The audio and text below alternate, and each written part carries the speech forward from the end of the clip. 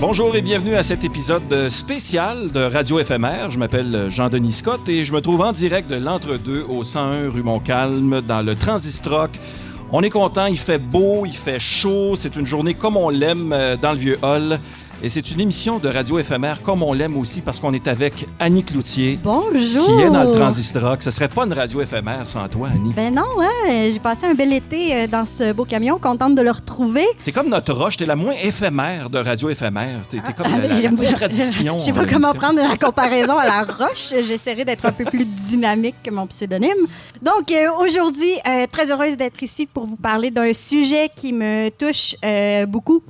Donc, les différentes initiatives culturelles qui ont été prises pour faire de Gatineau une ville de culture.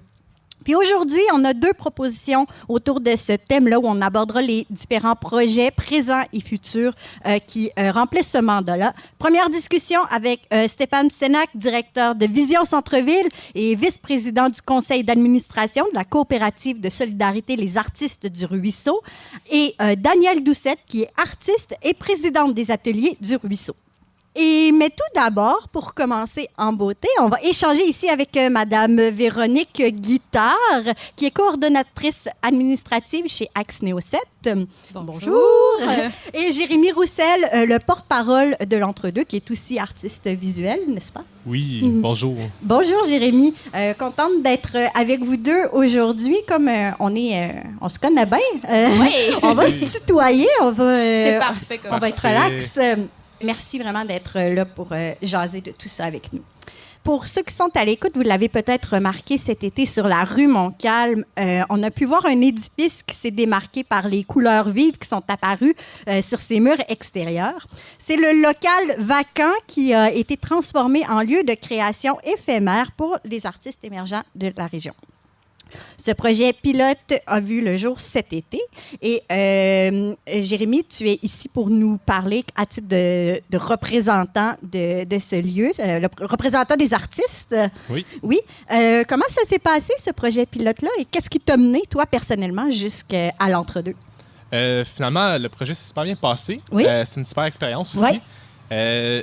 J'ai vraiment adoré, je pense, la connexion qui s'est créée entre les artistes, qui finalement, on est tous un peu dans le même parcours, qui est sorti de l'université. Oui. La majorité ici à l'UQO. Il y en a d'autres qui ont un parcours à Concordia, mais qui ont quand même eu des racines ici à l'UQO. Donc, ça a permis de créer des liens entre nous. Oui. Puis, le projet de base, il était axé sur animer, finalement, la rue Montcalm. Excellent. Puis, dans cet super édifice ici. Puis, pour ça, on a créé plusieurs événements, dont 3. Puis, on a accueilli des événements aussi à l'externe qui étaient faits en coopérative ici avec l'Entre-deux. Excellent. Et toi, Véronique, tu travailles pour Axnéo 7, une institution culturelle. Est-ce que tu peux m'expliquer qu'est-ce que Axnéo 7 est venu faire dans le projet de l'Entre-deux? Oui, bien, Axnéo 7, c'est un centre d'artistes autogéré qui est situé en bordure du ruisseau de la Brasserie. Et puis, donc, nous, c'est très important de créer des liens entre les artistes puis de développer une certaine vitalité culturelle, particulièrement dans le vieux hall. Et puis, donc, Axnéo 7 a agi à titre de mentor pour le projet. Pour encadrer, dans le fond, répondre aux questions des artistes de l'Entre-deux pour les aider à mener à terme leur projet. Jusqu'à maintenant, pendant cet été, tu parlais du mandat d'animation. C'est quoi les différents projets d'animation qui ont été menés au courant de l'été ici à l'Entre-deux? Donc, on a commencé par un premier projet qui s'appelait le Art and Scrap. Okay. Donc, ce projet-là, finalement, c'était une vente de garage qui était liée surtout à la vente de produits dérivés de l'art. Donc, c'est pas nécessairement des œuvres finies ou accomplies. Pour certains, oui. Mais c'était plutôt axé sur la vente de matériaux ou de produits faits rapides, on pourrait dire. Donc, l'impression, l'illustration, le dessin, le stamp. Donc, c'est vraiment de quoi qui était plus, je pourrais dire, plus malléable un peu. Fait que c'était assez intéressant aussi. On a accueilli beaucoup de personnes, beaucoup d'artistes invités, dont des designers qui ont fait de l'illustration, de la publication, des personnes dans le programme de BD aussi à l'UQO. Puis ça s'est super bien passé, comme j'ai dit. On est plusieurs personnes. Ça a été, je pense, notre plus gros événement. On a accueilli vraiment du monde qui nous ont impressionnés. Le public était au rendez-vous. Exactement. Puis le public était assez à l'affût aussi. Je pense que tout le monde a apprécié, autant nous autres, pour un premier événement qui était un gros stress au début, vu qu'on était embarqués dans le projet, mais on commençait les racines de c'était quoi l'entre-deux. Donc, ça s'est super bien déroulé, oui. On parle de ce public qui était à l'affût. Quel genre de public ça attire, tout ça? Ça attire un public assez vaste. Donc, je pense en général, nous autres, on a tiré nos cordes vers les personnes ressources qu'on connaît, mais aussi en invitant des artistes qui étaient en dehors de l'entre-deux, des artistes qui ont eu soit une expérience ici dans la région ou extérieure. Ça a permis d'aller chercher un corpus de gens assez vaste. Donc, on a pris des gens qui étaient de passage sur la rue Montcalm, qui étaient en connaissance sentier culturel, mais aussi on a eu des gens que nous autres, on a invités. Donc, ça fait un super gros corpus. Puis je pense que le mot s'est assez donné rapidement vu que le sentier culturel venait d'ouvrir plus précisément toute sa programmation. Donc, je pense que ça a été assez rempli de personnes de tout background. Donc, Véro, à Axnéo 7, vous avez encadré ce projet-là. On l'a dit, c'est un projet éphémère qui tire à sa fin bientôt avec l'été. Est-ce que c'est une initiative qu'on souhaiterait renouveler ou revoir naître sous une différente forme, peut-être dans un autre lieu? Ben oui, certainement, parce que c'est clair qu'il y a un besoin pour des ateliers d'artistes. Et puis, dans le vieux hall, dans Gatineau en général. Et puis, c'est ça. Donc, oui, c'est quelque chose qu'on aimerait qui se reproduise dans les années futures. Donc, ça, c'était un peu pour poser les bases, là, voir comment on pouvait s'organiser. Donc, c'est ça, c'est la ville de Gatineau qui a mandaté Culture Outaouais pour essayer de développer des projets, notamment des projets d'ateliers éphémères. Et puis, c'est ça, Culture Outaouais a collaboré avec nous, nous a invités à participer à ça, puis de mettre à contribution nos ressources pour pouvoir aider justement une nouvelle cohorte d'artistes qui arrivent, qui sortaient fraîchement de l'université. C'est ça pour les aider à gérer un lieu, gérer un atelier d'artistes précisément, et puis aussi créer des projets de diffusion pour le public en général. Puis ils ont bien fait ça? Ben oui! Mais comment on les a sélectionnés, ces artistes-là qui ont mené de main de maître ce projet pilote? Oui, en fait, il y a 2 artistes qui étaient à la base du projet, Dominique Bachan et Frédéric Larrivée-Lévesque, qui avaient déjà contacté Culture Outaouais pour un peu tâter le terrain, voir c'était quoi les possibilités pour eux, pour s'établir, avoir un atelier d'artistes et puis donc investir un lieu pour travailler, pour continuer après l'université. Ouais. Puis qu'est-ce qui a mené au choix de ce lieu unique, un ancien restaurant converti en lieu de création? Qu'est-ce qui a mené à choisir le 101 Montcalm pour tenir ce projet pilote? Ben c'est un lieu qui a été ciblé par la ville et qui est assez bien situé, directement dans l'axe Montcalm, l'axe culturel, sur le sentier. Donc c'était un peu naturel de vouloir occuper ce lieu-là qui était un peu abandonné depuis le départ du restaurant Thaï. Donc, c'est ça. Puis, c'était un beau bâtiment en bordure du ruisseau qui méritait d'être investi. Et puis, donc, c'est ça, ils ont eu la possibilité de développer ce projet-là au courant de l'été, là. Et puis, Jérémy, toi, dans ton parcours d'artiste, quel impact que ça peut avoir ou de quelle façon ça peut contribuer à ton développement ou au développement de ta pratique, un projet comme celui-là? Je pense pour tout le monde, qu'est-ce qui était le fun, c'est qu'on a toute une pratique différente. Donc, la relation qu'on avait entre nous, entre les artistes, c'était assez intéressant parce qu'on avait chacun un parcours différent. Puis, le fait de discuter de chacun de nos pratiques, ça permet de modifier un peu certaines pratiques, puis de les rendre plus matures, je pourrais dire, plus mûres. Oui. Puis, pour moi, c'était vraiment, je travaille beaucoup sous le statut de l'artiste, donc le fait d'être dans un endroit commun avec d'autres gens qui est partagé, qui traite de la communauté, c'était vraiment intéressant. Pour moi, ça a vraiment fourni, puis pour plusieurs autres personnes dans l'entre-deux, ils ont vraiment pu en profiter aussi, là. Je pense on revient souvent avec cette idée-là de la communauté, puis le projet avait ce mandat-là aussi d'animer la communauté.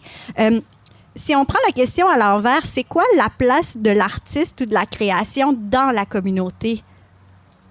Ben, c'est de prendre le temps de réfléchir à certaines idées qui, tu sais, avec tout le temps nos vies, ça va vite. Donc, c'est un moment pour s'arrêter, réfléchir à une idée en particulier, développer aussi autour de ça, créer des discussions. Donc, je pense que c'est ça, d'avoir un regard sur ce qui se passe autour de nous, dans le fond. Ouais. Même son de cloche ou... Oui, c'est ça, c'est semblable. Donc, c'est vraiment le fait aussi qu'on traite de l'ère actuelle. Donc, on traite surtout d'une communauté qui comprend, oui, les arts, mais l'extérieur aussi, donc la façon que c'est perçu. Donc, le fait d'avoir une interaction entre nous, ça ouvre les portes envers d'autres interactions, finalement. Donc, c'est très important d'avoir un regard extérieur, mais aussi intérieur, puis ça permet d'avoir les deux de cette façon-là. Est-ce que tu parlais tout à l'heure des liens que tu as tissés avec tes collègues artistes au cours de l'été? Est-ce que vous pensez continuer à travailler en collaboration? Avez-vous d'autres projets que vous songez à mettre sur pied? Oui, c'est clair. Je pense qu'on avait parlé de liens, puis les liens sont faits. Puis pour plusieurs personnes, on s'est déjà organisé quelques temps avant cette expo-ci, qui est l'expo finale. On s'est organisé ensemble pour avoir une petite rencontre, puis on a décidé finalement qu'on devait poursuivre ça, que ce soit ici, à cet emplacement-là. Sinon, on est toujours ouvert à un emplacement futur, mais on pense vraiment la majorité d'entre nous, rester ensemble, puis de continuer de travailler et de s'entraider. Ah, merveilleux. On est là à discuter de toutes ces initiatives qui ont été mises sur pied puis qui commencent à naître. C'est de bon augure pour le futur.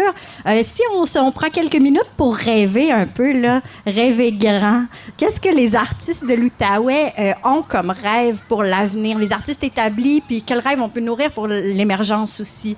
Je pense que c'est de continuer à supporter non seulement la relève, mais les artistes établis aussi, parce que ça contribue au rayonnement de notre ville. Tu sais, puis, Oui, mais c'est exactement ça. Je pense que le lien entre les deux les artistes émergents et les artistes qui sont plus établis, c'est vraiment qu'est-ce qui permet d'avoir une suite dans le cours de l'art. Donc, ça permet d'avoir finalement la relation des personnes qui sont établies, qui vont permettre de donner des outils aux personnes en dessous, puis que ça va se transmettre finalement un peu générationnel. Mais je pense que c'est important, un lien de même. Puis pour rêver, ça serait vraiment un lieu qui unirait les deux, un espace de travail commun entre tout le monde. Donc, c'est ça, des espaces d'atelier, c'est sûr, mais on peut penser aussi, si on rêve, à d'autres lieux de diffusion, d'autres qui ne sont pas nécessairement des lieux physiques, mais qui peuvent, des artistes peuvent investir certains lieux dans la ville ou profiter justement d'un atelier ou d'un espace vide pour présenter d'autres projets ou simplement pour développer les pratiques et que tout le monde travaille ensemble là-dessus. Tu sais. Excellent, mais ça donne bien. J'ai vu quelques personnes qui se tiennent un peu à l'hôtel de ville de temps en temps parmi notre foule en délire. Donc, on espère que tout ça tombe pas dans l'oreille des sourds. Puis d'ailleurs, on le voit tout de suite avec un projet comme l'Entre-deux, que les bases sont mises pour l'avenir, puis que tout ça va sans doute porter beaucoup de fruits. On le présentait comme un projet éphémère qui ne le sera peut-être pas tant que ça, finalement. Qui sera sans doute, qui grandira. C'est ça, on l'espère. Oui. Merci beaucoup d'avoir été avec nous aujourd'hui. Jérémy Roussel, Véronique Guitard. Bonne chance pour vos projets futurs. On va vous suivre de très près et on a hâte de voir ce que vous nous réservez dans le futur. Merci. Merci.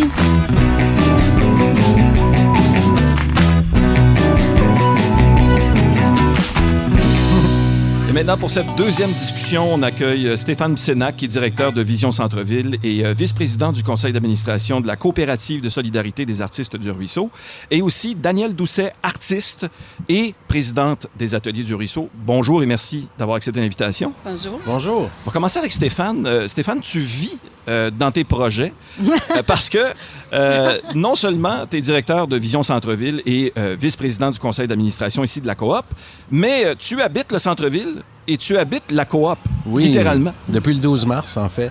C'est un projet qui a été... en fait, j'ai rien à voir avec le début du projet. C'est un projet qui a été déposé en mars 2016 et qui, exceptionnellement, a levé très vite. C'est-à-dire que ça a été livré fin 2018, donc on parle de 2 ans à peu près. Les premiers occupants sont arrivés en février de cette année, donc 2019. Nous, on était les 3e à entrer au mois de mars. C'est un projet vraiment où il y a eu le soutien de la ville. Il faut rappeler que c'est érigé sur le terrain du 14 rue Morin. C'est là où étaient autrefois les fameux taudis qui avaient été expropriés, je pense, en 2011, si je me souviens bien. J'étais au conseil municipal à cette époque-là. C'était des taudis... Écoute, il y avait François Roy de Logement en Occupe qui avait fait une grève de la faim à un moment donné devant ces endroits-là, vraiment insalubres. Donc, expropriés par la ville. Et il y avait eu un appel de projet et personne n'avait répondu à l'appel. Et par la suite, il y a eu ce projet qui a été déposé de la coop Et donc, la Ville, sa contribution, ça a été de céder le terrain à la coopérative, ce qui a permis là, vraiment de ficeler le financement, parce qu'il y a de l'appui de Québec dans ce projet-là aussi. Est-ce que c'est ça qui explique le départ canon, le développement rapide de ce projet-là? Est-ce que c'est la réponse aussi de la communauté artistique, finalement? Oui, puis je reprends les mots d'Yvon Leclerc, qui est ici, qui est un de mes amis, qui dit toujours, bien, si tu veux que le projet se fasse, donne-le à des artistes. T'es sûr que les budgets vont être respectés, puis que ça va être livré en temps. Bien, ça en est un bel exemple, ça. C'est vraiment un projet exceptionnel. C'est la première coopérative d'habitation pour les artistes dans la région. Il y en a d'autres ailleurs, à Montréal notamment. Et ici, en Outaouais, ben là, il y a 49 unités qui sont habitées par des artistes ou des travailleurs culturels. Et donc, faut dire que c'est aussi... Parce que ce qui est intéressant, c'est la coopérative à vocation. Donc, dans ce cas-ci, artistes et travailleurs culturels. Et puis, tout le monde qui peut se loger, bien se loger, à plus faible coût. Pour ceux qui se posent la question, on parle de travailleurs culturels. Qu'est-ce qu'on entend par travailleurs culturels? Bien, c'est assez large. Par exemple, on a des libraires, on a des gens qui travaillent en théâtre, mais qui ne sont pas au-devant de la scène, qui ne sont ni dramaturges ni acteurs. Donc, tout ce qui est coulisses, arrière-scène. Et chez les artistes, bien, on a évidemment artistes visuels, écrivains, musiciens. Alors, ça fait une communauté diversifiée, intéressante, qui a une vocation en commun, qui est donc une compréhension des enjeux des uns des autres, en tout cas, généralement. Et ce qui fait que tu connais, comme moi, à l'étage où j'habite, ben je sais, je peux te dire à telle porte, c'est qui habite là. On croise les gens, on les voit. Et en même temps, il y a ce respect de la vie privée. Donc, c'est une coopérative d'habitation, c'est pas une commune, mais il y a les gens qui se prêtent main forte.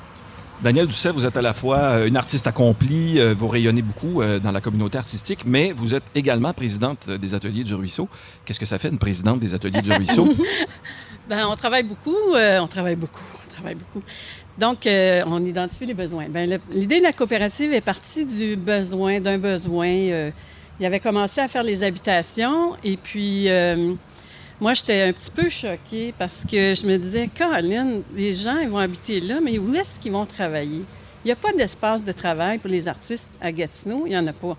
Il n'y en a pas en Outaouais. Il n'y en a pas beaucoup. Il n'y en a pas. Yvon était impliqué dans le projet, puis je l'avais rencontré. Et puis, c'est ce que j'y avais dit. Puis il m'avait dit, bien, c'est drôle que tu me dises ça parce que... On va peut-être travailler sur quelque chose. Donc, il m'a demandé si je voulais réunir des artistes qui avaient les mêmes besoins que moi. Parce que moi, mon besoin, c'est un atelier où je peux créer la grandeur que... C'est lié directement. Le local où on crée est lié directement avec les œuvres qu'on produit. On ne peut pas faire une grande œuvre dans un local 10 pieds par 10 pieds. Ça nous prend de l'espace. L'artiste est influencé, dans le fond, par son environnement. Exactement. Ça, et ça ressemble à quoi, cet environnement-là, ce que vous avez mis sur pied? Bien, là, on veut bâtir un écosystème, pas juste des ateliers. Ça a commencé comme ça. On voulait bâtir des ateliers. Et puis, à un moment donné, on a commencé à se dire, OK, mais c'est petit, où est-ce qu'ils vont? Il n'y a pas de place non plus de diffusion à Gatineau. Il y en a très peu. Exemple, la Galerie Montcalm, ils vont juste montrer 6 artistes par année. J'en ai recensé, on a fait une liste pour faire une étude de marché, j'en ai recensé 360 et puis j'avais pas réussi à contacter les émergents, les gens qui sont à l'université, ceux qui vont ailleurs, les artistes d'ici, on les connaît pas, nos artistes. On ne connaît pas parce qu'il n'y a pas d'espace de diffusion, il n'y a pas d'espace de travail. Donc, il y a un réel besoin. Alors, ce qu'on veut faire, c'est un immeuble de 6 étages avec 3 étages d'ateliers, entre 40 et 70 ateliers, entre 20 par 30, disons. Là, on va faire une étude pour voir les besoins réels des artistes. Ça va être tous les genres d'artistes, de tous les âges. On veut être inclusif parce qu'il y a beaucoup de groupes qui se font justement parce qu'il n'y a rien, des gens qui se mettent ensemble. Mais c'est tous les artistes qui ont le même besoin. On a tous besoin d'espace de travail. Là, on va avoir peut-être une galerie muséale qui va se joindre à nous. Il va y avoir une galerie des utilisateurs et une galerie qui va aussi desservir les artistes de l'Outaouais. Parce qu'on produit, mais il faut montrer notre travail. Il faut que les gens voient ça. Il y a un besoin aussi en animation. Donc, il va y avoir des salles d'animation pour les enfants Pour l'inclusion aussi, recevoir les immigrants, c'est une bonne façon de travailler ensemble. Pour le pédiatrie sociale, c'est tellement une belle forme. S'il y a une galerie en bas qui a besoin d'artistes pour venir parler, faire une conférence, bien, il va y avoir un immeuble plein d'artistes avec des spécialités différentes. Des espaces peut-être où, avec l'art numérique, on pourrait projeter, faire la nouvelle technologie qui vient de sortir, Sensory 4, où on peut projeter sur des murs qui seraient amovibles, dépendant des expositions. On veut un écosystème. C'est un écosystème d'idées fantastiques. Est-ce que ces idées-là, vous réussissez à les faire voyager très bien? Est-ce que la communauté artistique et multiculturelle aussi en entend parler et réagit? Mais on commence. Là. Ça fait déjà 1 an et demi qu'on travaille sur le projet. C'est une coopérative de solidarité. Et puis, on a fait déjà 3 études. On a fait une étude de marché pour les artistes pour voir s'il y avait un réel besoin. Donc, sur les 360 qu'on a accumulés, il y a 91 qui étaient prêts à louer demain matin un espace. Donc, on est déjà trop d'artistes pour l'espace. On va régler ça à un moment donné. Et puis ensuite, mais tu sais, il va y avoir de la place pour tout le monde. Là. Ça va créer une dynamique extraordinaire.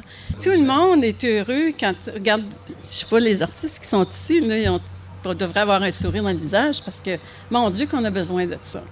Tu sais, comme, pas juste les émergents. Les gens, qu'est-ce qu'ils vont faire, les émergents, dans 8 ans, quand ils vont être...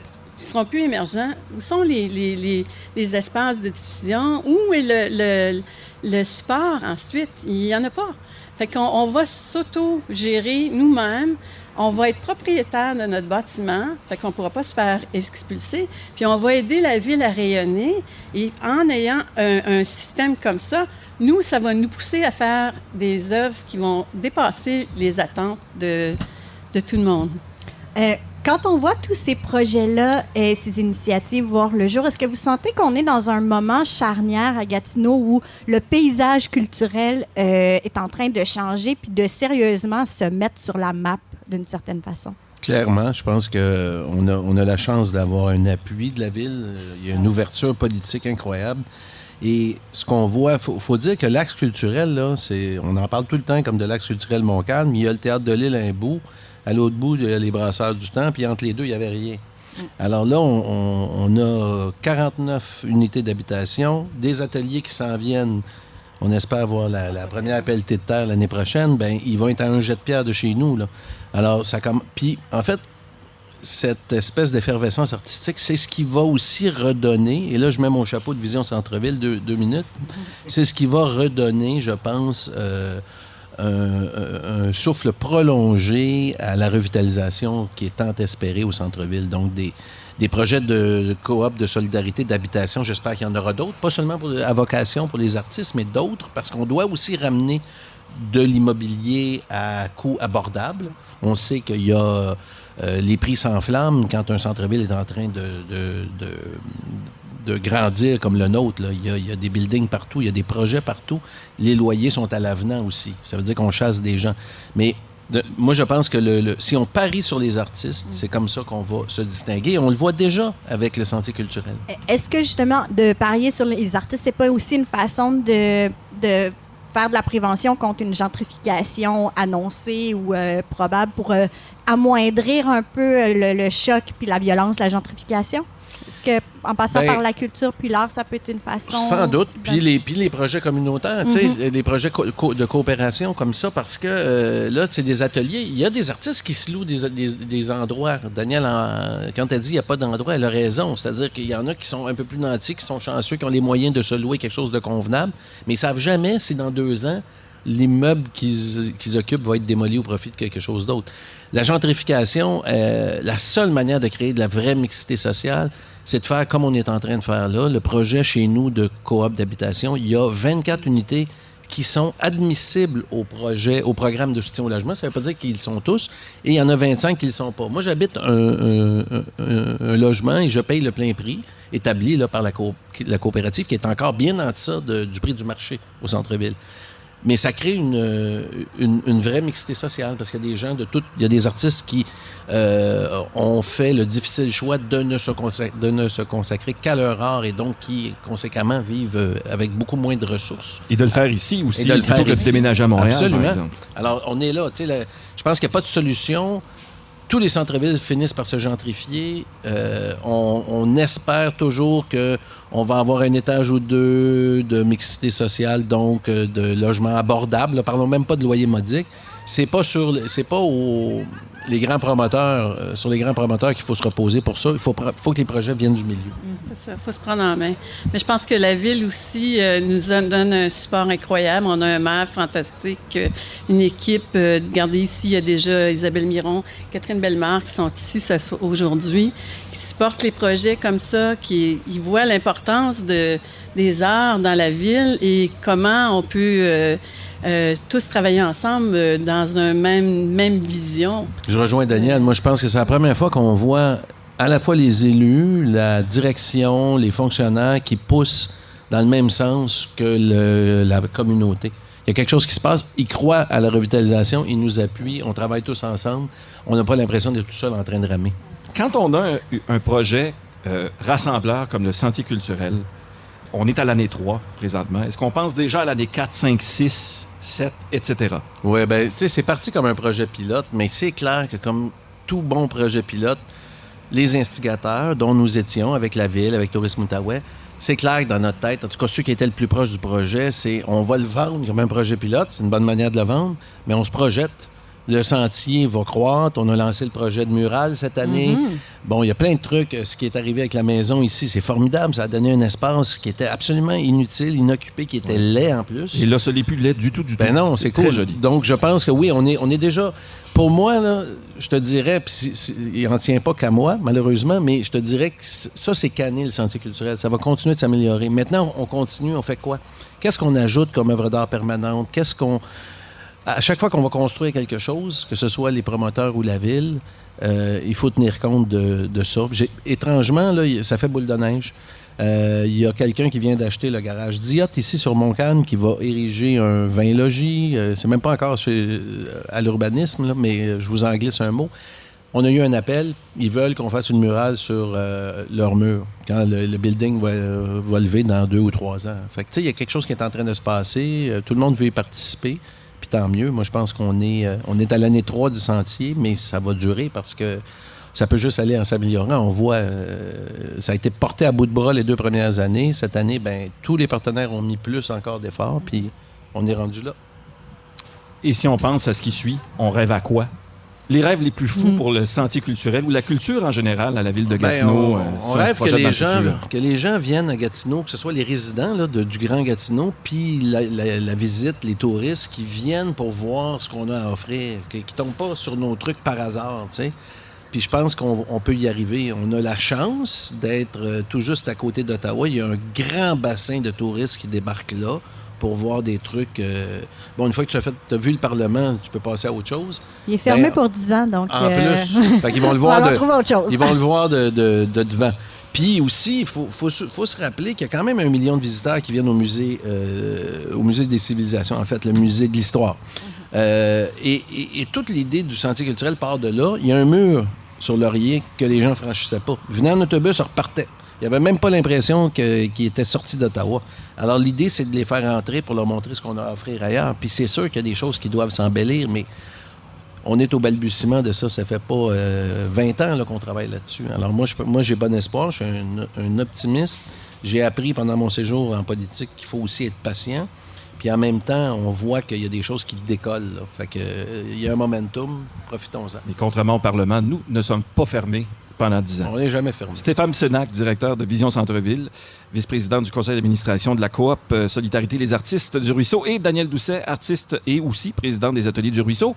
Merci beaucoup d'être venu Merci nous à voir. vous. Merci. Et c'est ce qui met fin à cet épisode spécial de FMR, épisode dans lequel on s'est attardé à la place des artistes dans la revitalisation du centre-ville ici, et aussi aux initiatives comme celles dont on a parlé, les initiatives qui vont dans ce sens-là.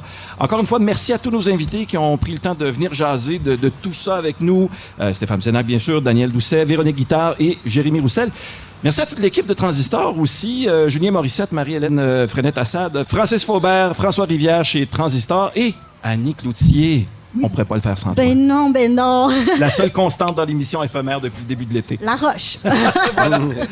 Merci beaucoup. Ça a été un plaisir de jaser culture gatinoise avec nos charmants invités ainsi qu'avec toi, Jean-Denis Scott. À la prochaine. À la prochaine chicane.